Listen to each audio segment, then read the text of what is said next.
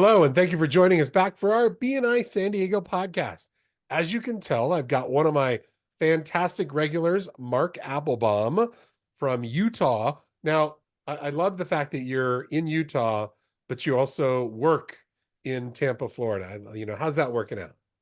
It works out great. I was just there 2 weeks ago and hung out on the beach, visited some chapters, and I'm back home in Utah again. Yes, and the weather's just a teeny bit different, right? From Utah to It was 78 degrees there, and it's probably 58 right now. yeah.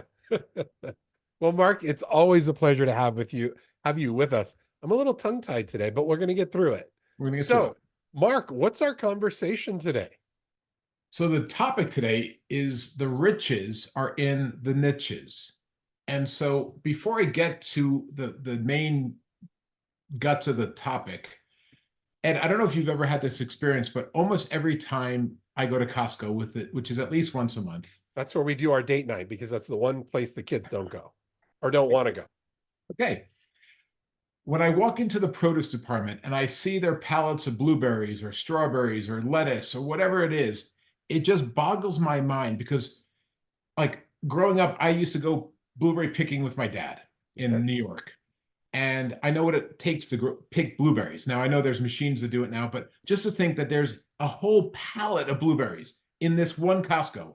And then down the street, there's another Costco and another down the street from there. And then there's all the grocery stores in the area, all filled with blueberries.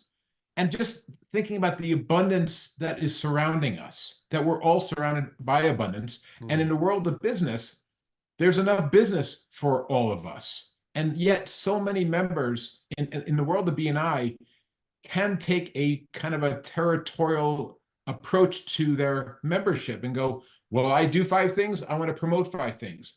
And they don't realize it's not in their favor to do so. And that's why the riches are in the niches, that when you focus on your niche, and a phrase I learned probably 16 years ago, 17 years ago, from a carpet cleaner here in Utah named John Stevens.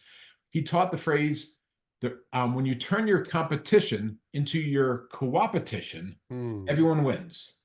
And so I like to talk about that with you today. No, I love that. And as you were talking, you use the word abundance, which I love, right? Because there's plenty. I mean, let's face it. We live in the US. There's plenty of everything. Everybody, you go into somebody's household and there's a TV in every room. There's 2 to 4 cars in the driveway. We live in abundance. Yet, for a lot of us in our business life, we live out of scarcity, right? So having that abundant mindset in business is really going to help you set you up for success. Yeah, exactly. And a quick story that whether members see value in this or not, with Ed and I first met in 2017 at a global convention for BNI in Long Beach. And prior to the convention, there was a 3-day training for executive directors and launch directors like myself on launching chapters. And during that training, I'd asked the question, because up until that point, I'd been in BNI for about 11, 12 years, and I had a different mindset than I do now. And that mindset was, and I use this example at this training, I said, hey, in the chapter I'm in, we have a member who's an attorney, and he's the only attorney in the chapter, and he does 5 different areas of law: estate planning, family law, personal injury, adoptions, all this. And I said, is it okay for him to promote all that if we don't have anyone else? And the whole room, including Ed, turned around to me, yelling at me, saying, no, it's not. And it was until that day that I realized the importance of not only staying in your lane, but focusing on your niche. Because in this case, for a number of reasons. One, for this gentleman, this attorney, great guy, told great attorney jokes, but got no business because he didn't brand himself as anything, because he tried to blanket everything. The other, you're so generic, you're so general that it's really easy to overlook things. Exactly. And you would think by him talking about every week different areas of law that it would trigger us when somebody needed that area of law. It just didn't, ever.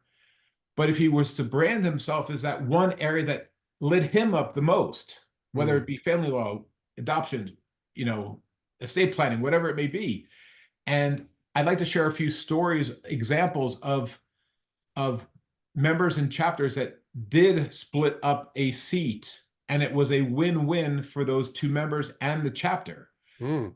One, and this is not something that every chapter has to do, it's just an opportunity to look at. One, there's a chapter here in Salt Lake called BNI Gold Mine, and it's one of the largest chapters in the region. It's about a 75, 80 member chapter.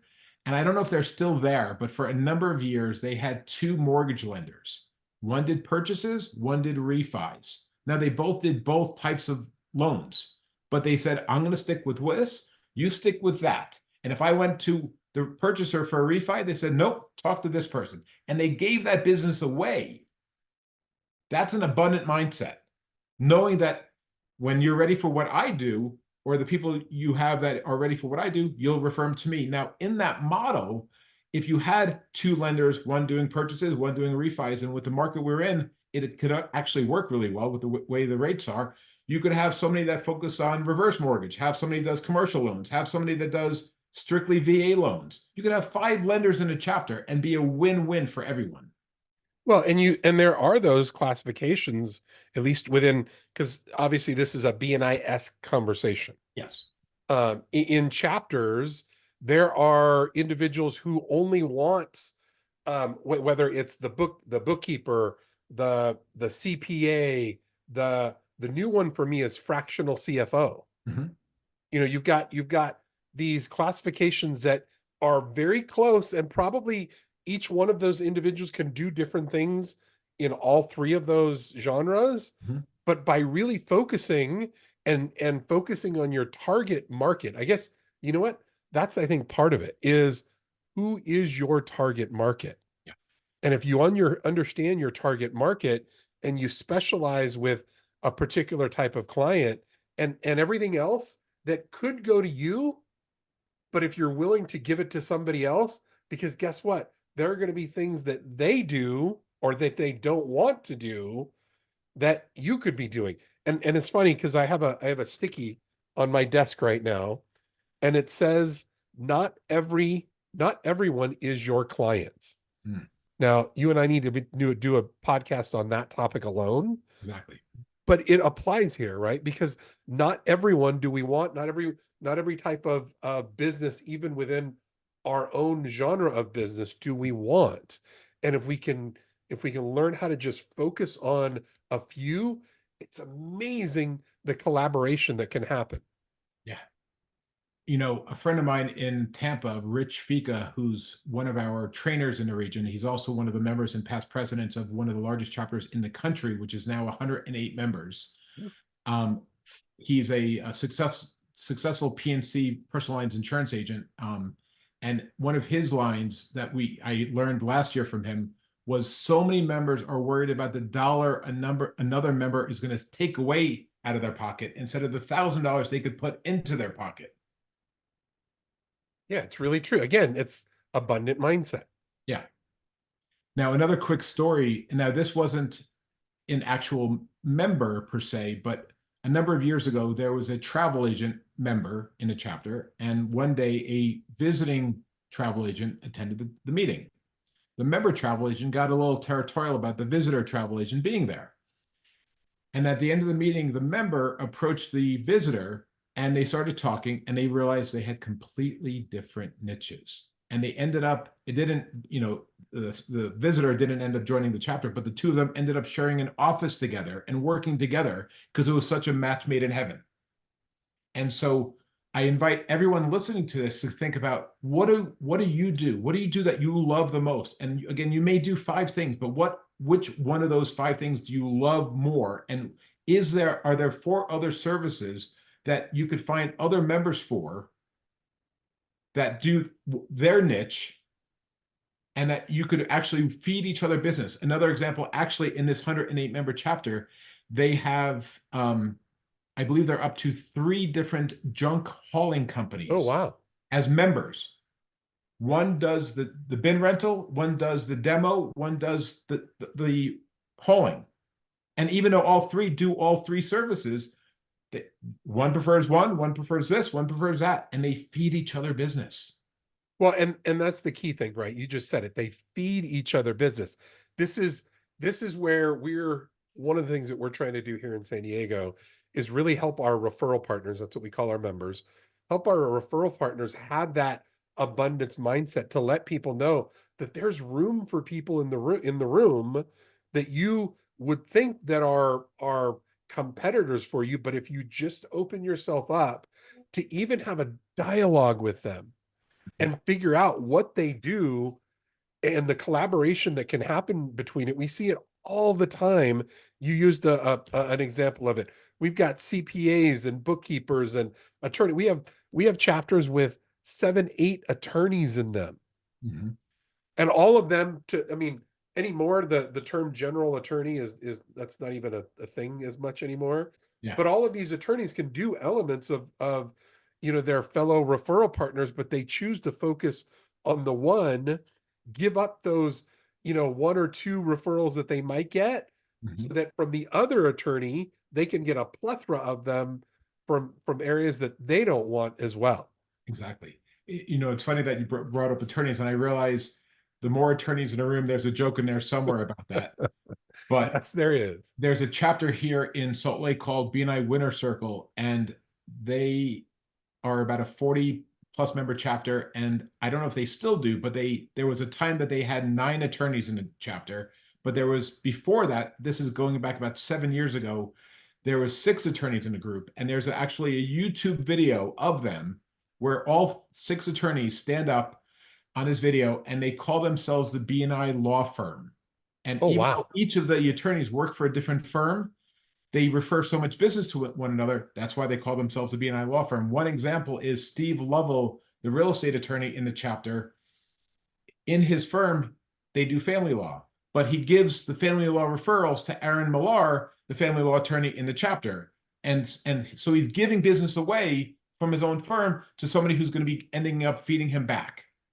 Yeah, because I'm sure that other firm, there are things they're going to be gaining clients that they don't want to do that the other do. I mean, that's the beauty of having that relationship and being willing to open yourself up to look at things from an abundance mindset, not a scarcity mindset. Exactly. Because we don't want everyone.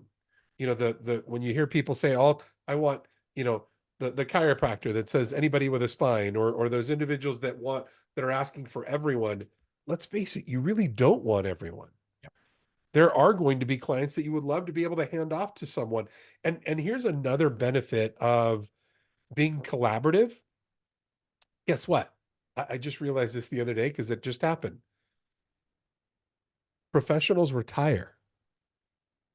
And when you've built some good collaborative relationships with people in your own industry, well, when it's a good collaborative relationship back and forth, somebody's up for retirement.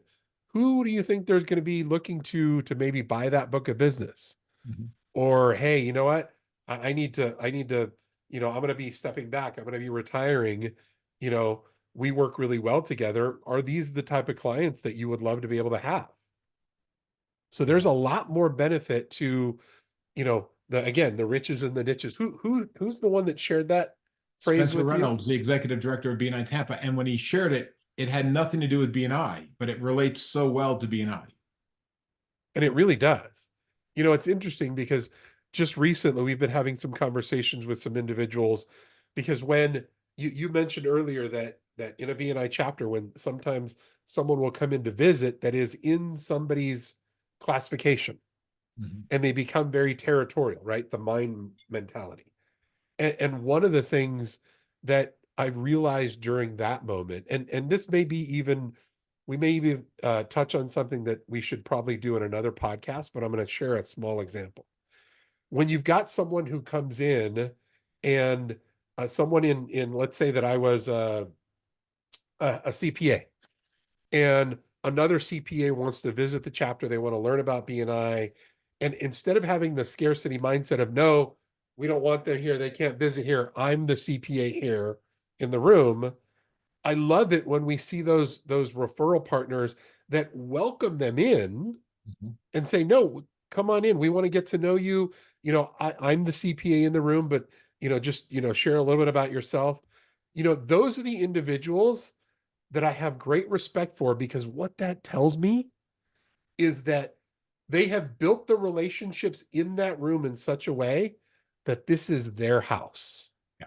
And when somebody visits their house, they have no question about whose house it is, and they're not worried about somebody else coming in and stealing a customer, Mhm. because they have built the relationships in such a way that they know these are my people. Exactly. Like if And you're holy doing your moly, job, yeah, if that you're doing your job in the chat in your network, you don't have to worry about that at all. and it applies in this area of the niches are in the riches, right? If we keep to our lane, we call them swim lanes in BNI, keep to our lane, we build those relationships, we pass referrals to one another, and we actually actively engage in, how can I get this guy, how can I get this girl, lady, a referral? And Mhm. guess what? As once you see one or two start, and then all of a sudden it's like a snowball effect. And I'm sure you've seen that before. Many times, many times. And, I just had a thought about my example before about the splitting up the mortgage seat. And I please, any mortgage lenders out there listening to this, please don't send hate mail to me. I'm not trying to hurt your business. This is just an idea that could help. But if you are a member that feels like you've got five things and you want to promote five things, which we would title in BNI a category hog, just to be open about that, I invite you to really look at how is it helping or hurting the chapter? Because when you look at it, when you really break it down, each individual in networking in BNI knows X amount of people, on average, 300 people on average. So if you know 200 to 300 people, and and you're doing and you're trying to promote five different things, instead of promoting one thing and allowing four other people to promote and be open with their contacts, that's another 12 to 1500 more contacts the chapter would have access to that you're In, now. including you. Yeah, exactly. Exactly. And So we're not talking about, slicing up a particular classification in BNI. We're talking about those industries, those classifications. For instance, the trades, right? There's a general contractor, there's a plumber, there's an electrician, I mean, all the different elements of the trades that are in a chapter, and they work really well together. yeah, And because they realize how much business they can gain from one of those individuals walking in to meet their client. Now they have this team of people that they can walk in, and it makes them look even better. Like you mhm, mentioned, I love the BNI law firm. mhm, I love that concept, and helping people understand that's an abundance mindset. yeah. That's where we as a team can support one another. I love that. Because I don't know if how it is in San Diego, but here in Utah, with let's say heating and air conditioning companies, you'll see a truck that says heating and air, electrical, plumbing, and it's like, and yeah, that company does all those areas. But if they're in a chapter, they're going to do one of those things. And to really look at if that company picks the HVAC seat, there may be an electrician out there that just does electrical work. That's all they do. And so, yes, you can't be, promoting electrical work, but that electrician could be feeding you Mhm. HVAC work all day long. And the plumber that may just do plumbing may be feeding you HVAC work all day long. So who's winning from this? And We're all that going to just win. goes back to the point of be willing to be open and have a conversation with someone. Find Yeah. out what they're doing. Go do a one-to-one with someone and find out a little bit about them and how you can support their business, even if they're in a similar or like industry. Build those relationships, build the collaboration, help yourself gain an abundance mindset. Look those words up, abundance mindset. It's not scarcity. It's not, what, the pie is only has so many slices.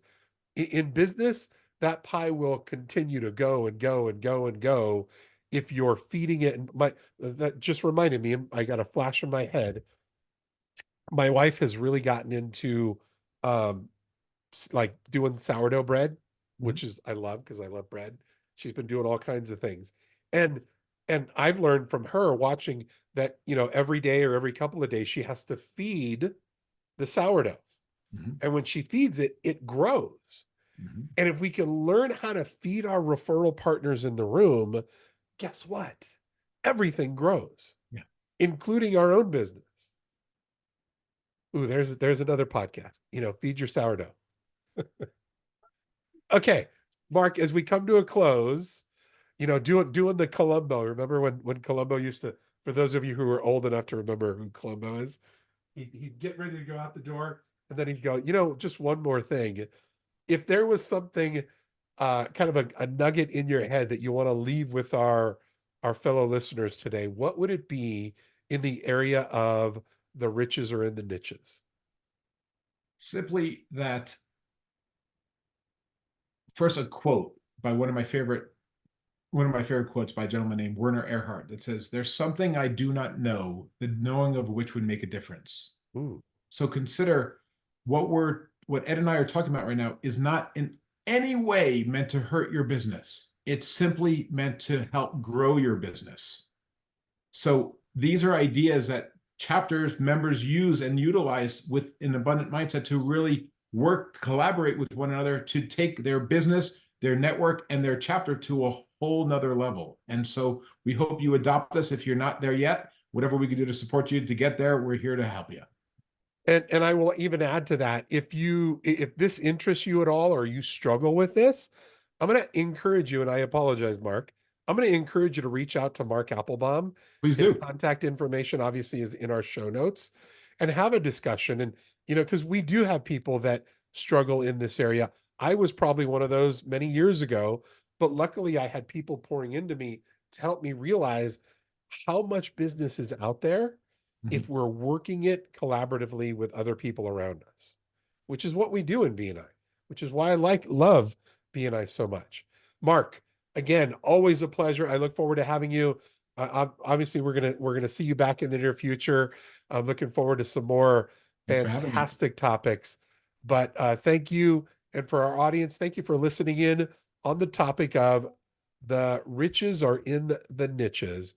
Make sure that you're always striving to have an abundance mindset. We look forward to seeing you back with us next time. Thank you, and enjoy the rest of your day. This episode of the BNI San Diego Podcast has been brought to you by Cruise Productions, a San Diego-based video production company and proud BNI member. You can find us at the intersection where business and creativity meet, or online at cruiseproductionsinc.com.